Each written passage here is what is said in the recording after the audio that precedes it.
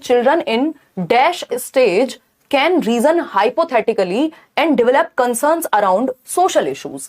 यानी किस चरण में बच्चे निगमनात्मक तर्क कर पाते हैं, वह सामाजिक मुद्दों से सरोकार रखते हैं।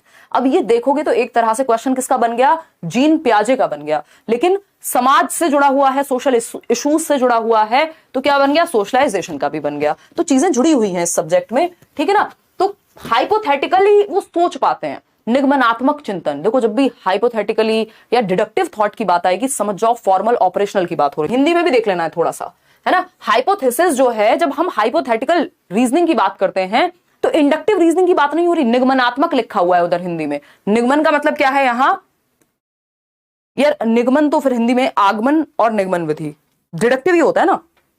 तो हाइपोथेटिकल लिखा हुआ, ये थोड़ी सी कई बार गड़बड़ कर देते हैं लैंग्वेज में, और जब से ऑनलाइन हुआ है तब से ट्रांसलेशन में गलतियां खूब होती हैं, ठीक है ना। तो इसको ध्यान में रखना है। अब ये हाइपोथेटिकल वर्ड को पकड़ लेना यहां पे, और क्या ही कर सकते हैं। और सोशल इश्यूज, इससे भी आप थोड़ा सा समझ सकते हो कि कंसर्न्स अराउंड सोशल इश्यूज, भैया सामाजिक मुद्दों के प्रति सरोकार या कंसर्न होते हैं, चिंतित होते हैं, समाज में ये क्यों हो रहा है, मैं ये बदल दूंगा, भगत सिंह बन जाएंगे। ये वो वाली एज है, एडोलेसेंस वाली, है ना। सोशल इश्यूज को लेकर के वो चिंतित है, इसका मतलब एब्स्ट्रैक्ट कॉन्सेप्ट्स पे भी वो सोच पा रहा है, अमूर्त चीजें जो उसके सामने डायरेक्टली नहीं है, जो वो देख रहा है, न्यूज़पेपर में पढ़ रहा होगा, शायद इंटरनेट पे कुछ देख रहा होगा, है ना। तो ये क्या होगा, फॉर्मल ऑपरेशनल स्टेज है ये, मतलब अमूर्त संक्रियात्मक अवस्था है। ये थोड़ा सा इन्होंने हिंदी और इंग्लिश की लैंग्वेज में इसमें गड़बड़ की है, लेकिन हमें जोड़ करके समझना पड़ेगा खुद ही कि हाइपोथेसिस की बात होती है तो हम फॉर्मल ऑपरेशनल की ही बात करते हैं, और अगर हम बात करते हैं यहां सोशल इश्यूज की, तो ये नहीं है कि अवेयर है, वो कंसर्न्ड है। कंसर्न्ड कौन होगा, जिसको चिंता है। चिंता का मतलब उसने सोचा होगा। चिंता कब होती है, जब थिंकिंग होती है,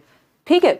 तो D option is the right answer. पियाजे के बारे में अलग से एक सेशन में बात करेंगे, ये सोशल इशू से जुड़ा हुआ था इसलिए मैंने इसको सोशलाइजेशन में डाल दिया है। अब आपका फेवरेट क्वेश्चन असर्शन और रीजनिंग वाला, जिसमें आसान क्वेश्चन होने पर भी अधिकतर लोग गलतियां करते हैं।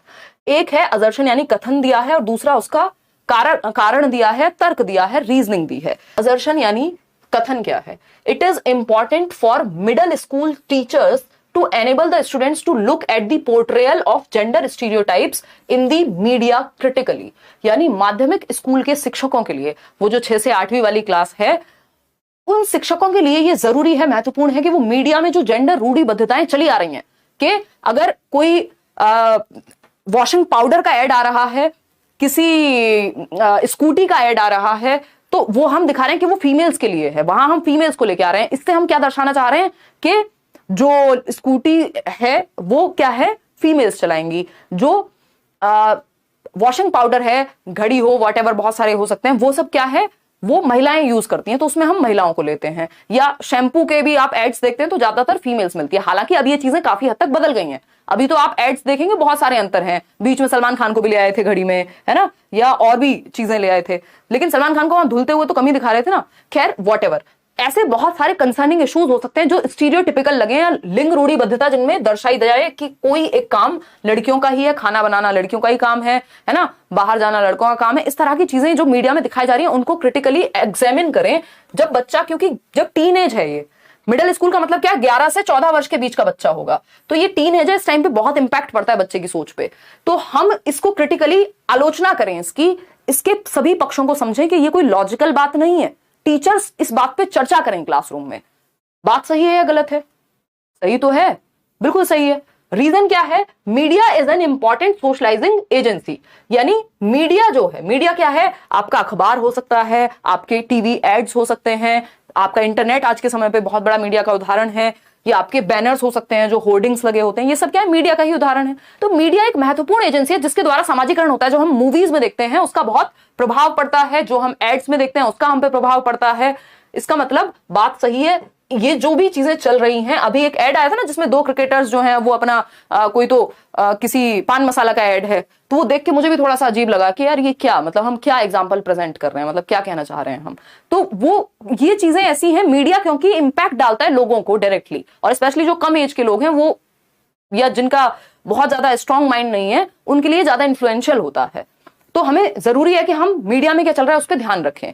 तो ये भी सही है और ये भी सही है, क्योंकि मीडिया इंपॉर्टेंट सोशलाइजिंग एजेंसी है, इसलिए टीचर्स को क्रिटिकली एग्जामिन करना चाहिए जेंडर स्टीरियोटिपिकल बिहेवियर्स को, ताकि उसको पकड़ के डिस्कशन हो सके क्लासरूम में, ठीक है ना। तो दोनों ही बातें सही हैं, ए भी सही है, असर्शन भी, और इसका तर्क भी सही है। A option is the right answer over here.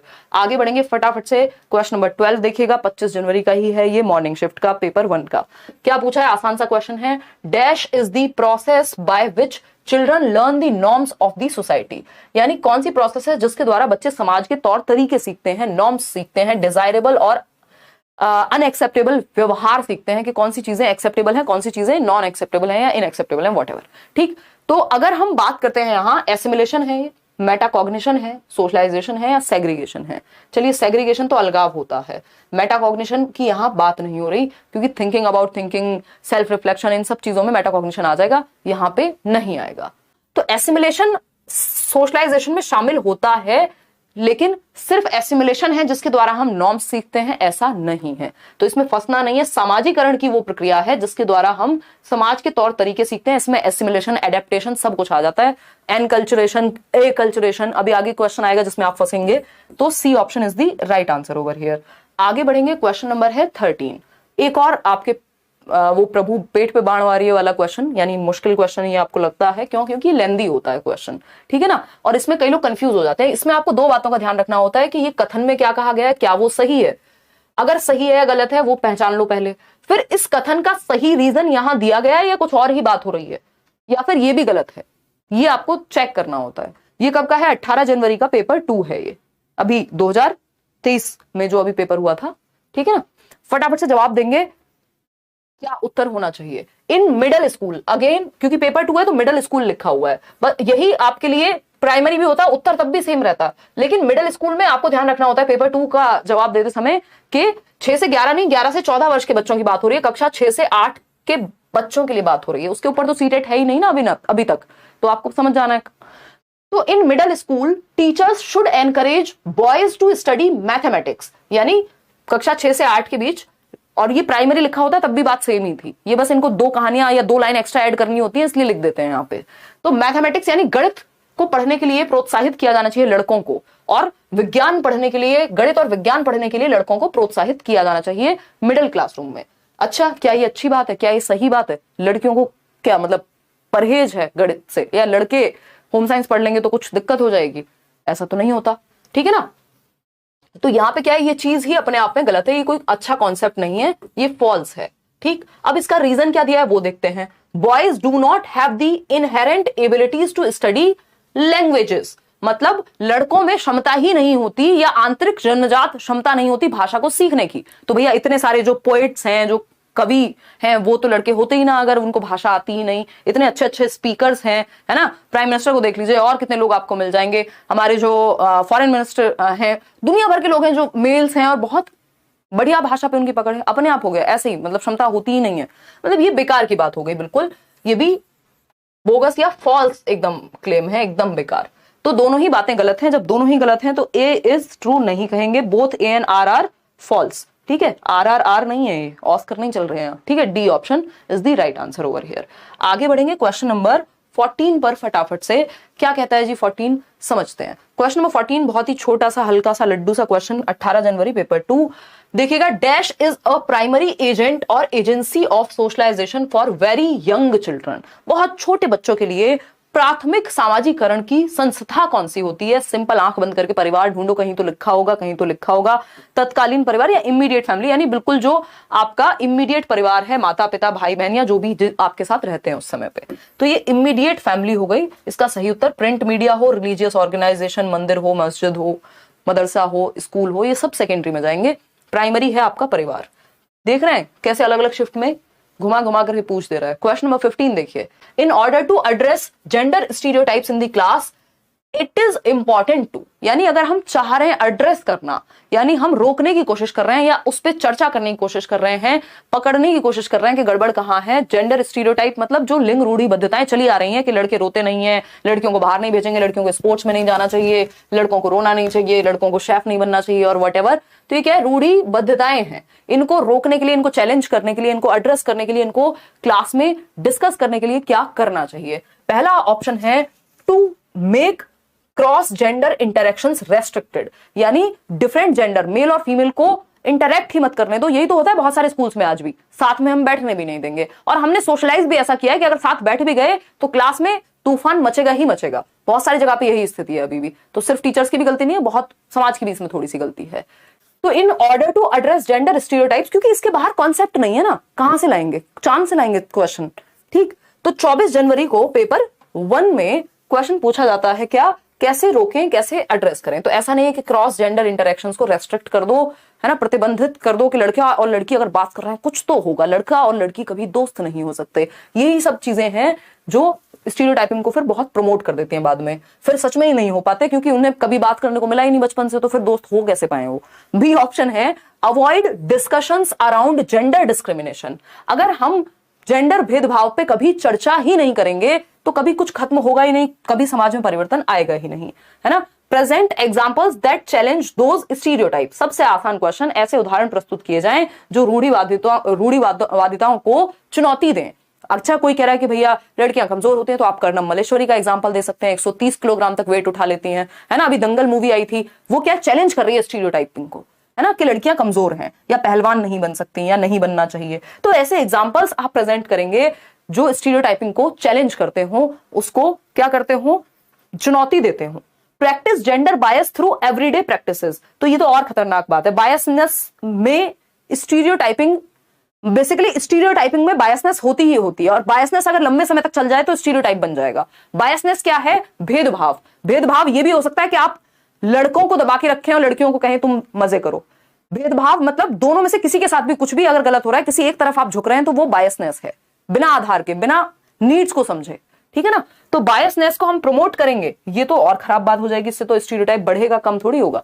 तो C option is the only right answer over here. अब आता है question number 16। A child acquires the earliest socialisation lessons from, यानी प्रारंभिक सामाजिकरण का पाठ कहां से मिलेगा, जहां पे पैदा हुए हो। परिवार भैया, सिंपल, सरल, सुंदर, सस्ता, टिकाऊ उत्तर है ना। 24 जनवरी का ही पेपर 1 है। तो पेरेंट्स, परिवार का हिस्सा हो गए ना पेरेंट्स, तो पेरेंट्स से मिलेगा ना सबसे पहले सोशलाइजेशन का, कि भाई आप नमस्ते करेंगे कोई घर आएगा तो, या आप अस्सलाम वालेकुम कहेंगे, या फिर आप जो भी बाकी अलग अलग गुड मॉर्निंग विश करेंगे, या फिर जो भी आप बेसिकली भाषा या तौर तरीके सब हम सबसे पहले कहां से सीखते हैं, परिवार से सीखते हैं।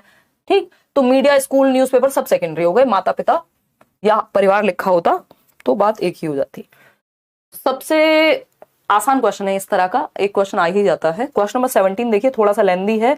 10 जनवरी को पेपर 1 यानी मॉर्निंग शिफ्ट में पूछा गया।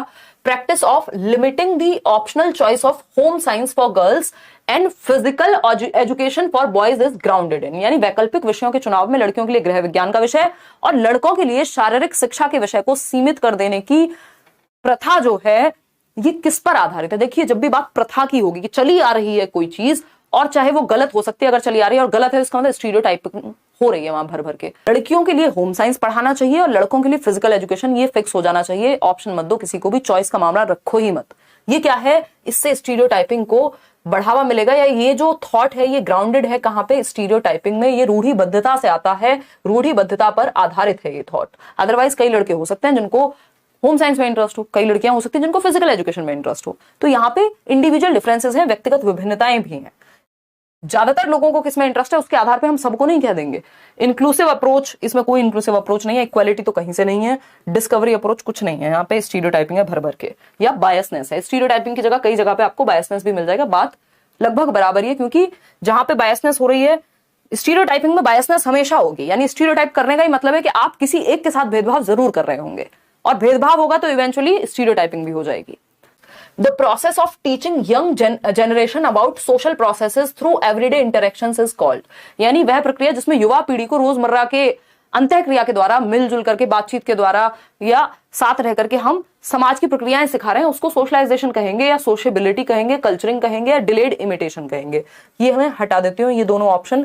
कल्चरिंग इसको नहीं कहते हैं। बेसिकली कल्चर इसमें अपने आप आ जाएगा, किस जगह पे सोशलाइजेशन हो रहा है उससे रिलेटेड हो जाएगा कल्चर। ठीक, अगर हम बात करें डिलेड इमिटेशन की, डिलेड इमिटेशन होता है बच्चे ने आज देखा आपको शेविंग करते हुए या मेकअप करते हुए, और 3 दिन बाद खुद से वो चीज इमिटेट की डिले करके। डेफर्ड इमिटेशन जिसको प्याजे की भाषा में कह देते हैं, ये होता है जन्म से 2 वर्ष के बीच में। ठीक है ना। सोशेबिलिटी होगा उत्तर, या फिर सोशलाइजेशन होगा, सामाजिकरण होगा, या सृजनता होगा। चलिए हिंदी में हटा देते हैं, हिंदी में इसकी हिंदी प्रॉपर तरीके से सही नहीं है। सोशेबिलिटी का मतलब है वो व्यक्ति जो मिलना घुलना मिलना पसंद करता हो, सोशेबल हो, है ना। लेकिन सोशेबल होने का मतलब ये नहीं है, मान लीजिए कोई व्यक्ति है जो सोशेबल नहीं है, बहुत ज्यादा घुलना मिलना पसंद नहीं करता, तो क्या उसका सोशलाइजेशन नहीं हुआ? हुआ होगा, हो सकता है उसको उतना ही पसंद हो। तो यहां पे बात क्या चल रही थी, छोटे बच्चों को या नई जनरेशन को सामाजिक प्रक्रियाओं को सिखाना एवरीडे इंटरेक्शन के द्वारा। ये सामाजिकरण की प्रक्रिया है। पहले सामाजिकरण की प्रक्रिया तो हो जाए, फिर बाद में बच्चा चूज कर लेगा वो कितना सोशेबल होना चाहता है, घुलना मिलना चाहता है, पार्टी करना चाहता है, कि अकेले बैठ के पढ़ना चाहता है, वो उसकी मर्जी हुई। तो ये तो बाद की बात हो गई। सोशेबिलिटी एक क्वालिटी हो गई अपने आप में कि आपको मिलना जुलना पसंद है या नहीं। सोशलाइजेशन एक प्रक्रिया है जो आप समाज में रहकर के सीखते हैं यंग उम्र से ही, यानी छोटी उम्र से ही। तो C option is the right answer. Question number देखिएगा 19, थोड़ा सा लेंदी है बट आप जवाब दे पाएंगे, इसमें जगह नहीं थी लिखने की तो मैंने नहीं मेंशन किया है, ये भी किसी शिफ्ट का ही है online. Which of the following is an effective strategy to reduce gender biasness? Gender stereotype लिखा हो, बायसनेस लिखा हो, समझ जाइए लिंग भेदभाव को हटाने की प्रक्रिया क्या हो सकती है, या किस तरीके से हम लिंग भेदभाव को या रूढ़िबद्धताओं को कम कर सकते हैं। 2-3 ही तरीके हैं, डिस्कशन कराइए, रियल लाइफ एग्जांपल्स प्रेजेंट करिए, नॉन स्टीरियोटिपिकल रोल्स में पुट करिए लड़के और लड़कियों को। नॉन स्टीरियोटिपिकल रोल्स क्या होते हैं भाई? लड़कों को आप खाना बनाते हुए दिखा सकते हैं, लड़कियों को आप फुटबॉल खेलते हुए दिखा सकते हैं, ये नॉन स्टीरियोटिपिकल रोल हो गए। अब ये मत कह दीजिएगा कि ये तो बायसनेस हो गई, ये बायसनेस नहीं है, क्योंकि कोई चीज चली आ रही है उसको चैलेंज करने के लिए हमें थोड़ा सा ऑपोजिट दिखाना पड़ेगा कि ये भी पॉसिबल है। हमारे दिमाग में या किताबों में हम हमेशा यही ना देखें कि 4 महिलाएं मिलकर के एक काम करती हैं 8 दिन में, और एक पुरुष जितना काम करता है 2 दिन में उतना ही काम 4 महिलाएं मिलकर 8 दिन में करती हैं। क्या दिखा रहे हैं हम दिखा रहे हैं जेंडर स्टीरियोटिपिकल बिहेवियर। तो उसको चैलेंज करने के लिए कुछ दिन ऑपोजिट दिखाना पड़ सकता है। ठीक, बताइए। द टीचर शुड इग्नोर करेंगे तो भैया कोई सॉल्यूशन निकलने नहीं वाला। The teacher should assign equal responsibilities to all children in various activities which take place inside the classroom, यानी सभी बच्चों को बराबर की जिम्मेदारियां दे देनी चाहिए। चलो ठीक है, बुरा तो नहीं है, एटलीस्ट फिर भी देखते हैं इससे बेटर ऑप्शन अवेलेबल है कि नहीं। सी ऑप्शन है the teacher should give physical task such as arranging the desk to boys and soft task, यही है जिसको बोन ऑफ कंटेंशन या राड की जड़ बोलते हैं भाषा में, हिंदी बिल्कुल शुद्ध, कि भैया इस तरह की ही चीजों से स्टीरियोटाइपिंग जो है प्रमोट होती है कि लड़कों को कोई काम दे दो, जो कुछ उठाना है तो लड़कों को दे दो, है ना, कोई सॉफ्ट काम है रंगोली बनाने का तो लड़कियों को दे दो। इससे स्टीरियोटाइपिकल बिहेवियर बढ़ता है। आप दोनों लोगों को इन्वॉल्व कर सकते हैं। The teacher should not have much expectation from girls, यानी लड़कियों से तो एक्सपेक्टेशन रखो ही मत यार, इनको तो शादी करके अगले घर जाना है। ये जो व्यवहार है इससे ही स्टीरियोटाइपिकल बिहेवियर प्रमोट होता है ना। तो आंसर क्या हुआ? टीचर को इक्वल रिस्पॉन्सिबिलिटीज असाइन करनी चाहिए। भाई ग्रुप में कई सारे लोग होंगे ना, लड़के लड़कियां मिलकर के कर लेंगे काम, या इक्वली हम काम दे दें, तो B option is the right answer. ठीक है ना, आगे बढ़ेंगे। क्वेश्चन नंबर 20 क्वेश्चन नंबर 13 जनवरी को आया है ये पेपर 2 में, अभी 2023 की बात चल रही है सीटेट के एग्जाम की। जेंडर इज अ डैश, और ये जमानों से रिपीट हो रहा है क्वेश्चन, 2018, 16, 15, 19 सब जगह आता है ये क्वेश्चन, है ना। तो gender is a dash concept while sex is a dash concept. अब क्योंकि इसमें 2 फिलिंदा ब्लैंक लग गए हैं, कई लोगों को ये उत्तर आता होगा, वो फिर भी आंसर में गलती कर देंगे। क्यों? क्योंकि हम इसको ना जोड़ के पढ़ लिया करो। अगर आपका खुद का मन करे इसमें लिखने का तो क्या लिखोगे? जेंडर क्या है? अभी तो डिस्कस किया था हमने, सोशल कंस्ट्रक्ट है, सामाजिक संरचना है, ठीक। और अगर हम सेक्स की बात कर रहे हैं तो सेक्स इज बायोलॉजिकल कंस्ट्रक्ट, यानी हमारी बायोलॉजी से या जेनेटिक्स से निर्धारित होगा, बायोलॉजिकल है।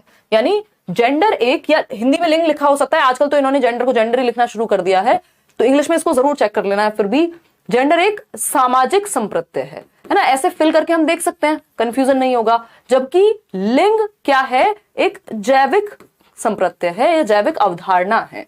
ठीक है बात, कोई दिक्कत परेशानी?